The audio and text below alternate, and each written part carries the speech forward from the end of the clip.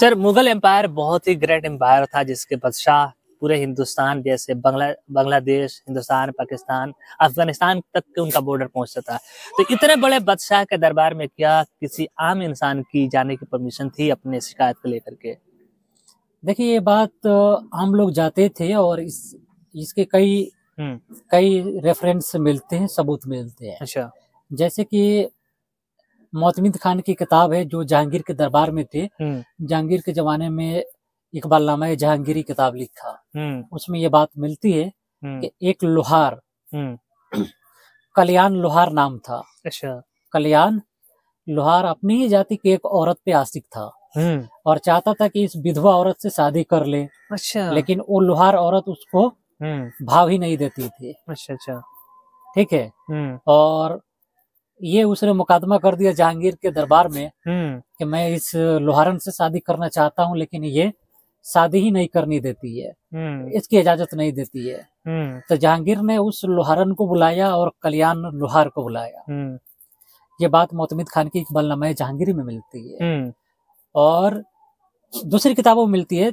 तुझके जहांगीरी में जहांगीर ने खुद लिखा है। अच्छा। तो जहांगीर ने दोनों को बुलाया और उस औरत से कहा कि क्या तुम इससे शादी करोगी? तो औरत ने मना कर दिया, कहा कि नहीं, इससे शादी हम नहीं करेंगे। अच्छा। हालांकि दोनों एक ही जाति के थे। तो जहांगीर ने कहा कि देखो, हम तुम्हें पैसा देंगे, इसका जान किस बात है, ये तुम पर आशिक है, हम तुम्हें पैसा देंगे, सोना देंगे, चांदी देंगे, ये देंगे, वो देंगे, क्या मानोगे?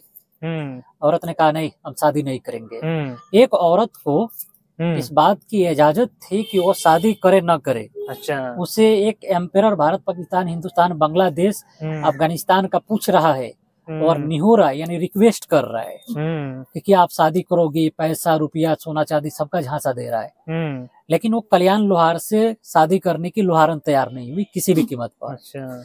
तो जहांगीर ने अब मजाकन कल्याण लोहार से कहा, ये बताओ, इस किले से कूद जाओगे तो हम शादी करा देंगे। अच्छा।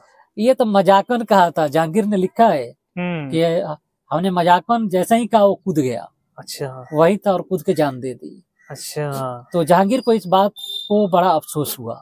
अच्छा। कि यार, हमने तो मजाकन कहा और उसने कूद के जान दे दी। अच्छा। तो मोतमिद खान जो उसी दरबार में थे, उसने लिखा है कि जो बीमारी उसने आंख से पाली थी उसकी आंखों से निकल गई। अच्छा। क्योंकि कूदने के बाद उसको कहीं से कुछ टूटा फूटा नहीं, बस आंख से खून निकला और जो आंख से बीमारी पाली थी वो आंख से दूर हो गई।